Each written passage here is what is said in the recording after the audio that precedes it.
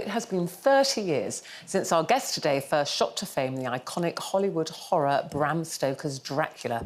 And she's since gone on to add many strings to her bow, making her Loose Women debut. Please welcome Sadie Frost.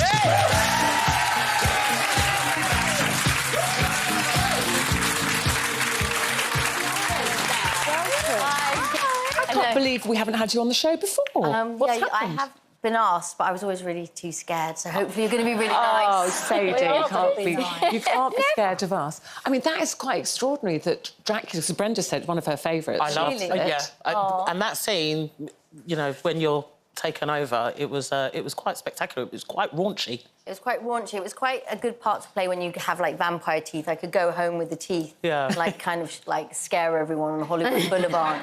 And then, like, yeah, you could be just, like, really possessed and just be really weird in But character. ever since that film, I don't say Dracula, I say Dracula. Dracula. 30 years ago, it's a long time. Can you remember where you were when you got the call to say, would you want to come over? So the funny thing was, I think I was about 24 and I just had a baby and I was breastfeeding and I was sitting on the sofa and I was so excited to have my baby and everything, but I was like, oh, I'm just going to be a young mum, I'm not going to have any job opportunities, that kind of thing. And I get a call that Francis Ford Coppola had seen the film in LA and could I get on the plane tomorrow and do a screen test. So I was like, oh my God, I couldn't believe it. Like, it was like one of those kind of pinch me moments.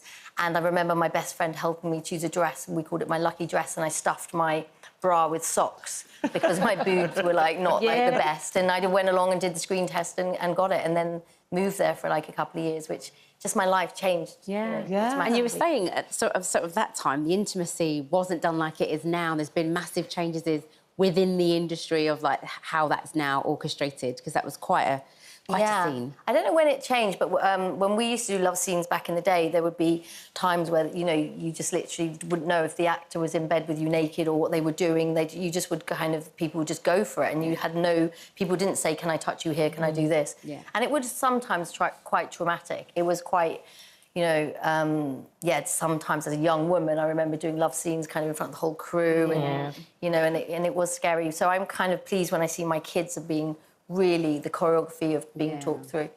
I mean, I remember one time I was doing a scene with Rhys Ifans, and at the end he pulled the covers off and I realised he didn't have any pants, and I was like, oh my God, you're putting pants on! How did you start in your acting career? So when I was about 4, so my mum was like an actress, and she put me onto an agency, so I did TV commercials when I was 4, and then I went to Italia Conti stage school. And I got a scholarship to go there, and because the school had always, my normal primary school had said she's good at dancing and acting, so I went to Italia Conti and started doing films and stuff from, child actor, really. Wow. And now you're on the other side of the camera. Like, so big switch. So you did the documentary about Mary Quant. Was that a couple of years ago? So it would have been about 2-3 years ago. Quant came out last year. Yeah, it all kind of rolls into one. So I directed a documentary about Mary Quant, which was amazing. And to direct takes 2 or 3 years. It's like raising a small child, and you can't walk away from it at any time. You're kind of committed, and it's stressful. Like. I love being in front of the camera, and I still do acting, and I think that's quite nice. You can just turn up. But directing or producing, you're kind of responsible for the whole film. So I did Mary Quant, and then I went straight from Quant to a documentary about Twiggy, which we will see next year, hopefully. Yeah, well, it'll be the end of this year, beginning of next. I've been working on it for 3 years because, you know, she's an amazing woman. Her career has been very long. She's done so many different things, and we have to cover different people that have been in her life. So I've interviewed Dustin Hoffman, Joanna Lumley, Sienna Miller. It goes right from the beginning to the end, and got a little bit more to film. And then so you must spend a lot of time with Twiggy herself. Yeah, I knew Twiggy before. Like, we'd met through friends and stuff, but we've become very close. And she's such an amazing woman. She's so strong. You've had a hit? Yeah, and she's just like. I feel like she's kind of like an aunt or a mum, or, you know, and we're very, you know, I just love her values. Do you prefer acting or directing?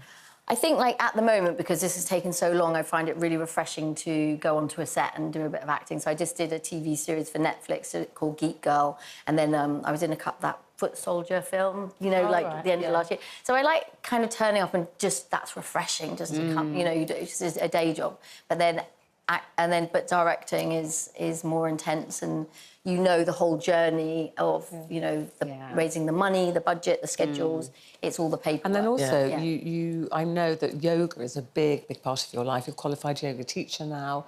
Is that how you de-stress from all that? You know, although you love it, but it's quite stressful. Is that your de-stress? Definitely. I think the industry, the film industry, and it can be quite intense, and I wouldn't say toxic, but it's stressful. And then I think for me, I always balanced out the wellness and the, always trying to make sure I ate well, and, anxiety is caused by not breathing properly.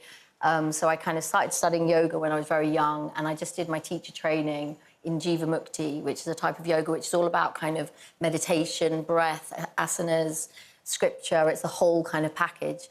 And now I've got the teacher training when I'm not filming or doing something in film, because we all have to, like, evolve as people, don't we? And who knows, you kind of have to move into different industries, and we can be relevant what age we are.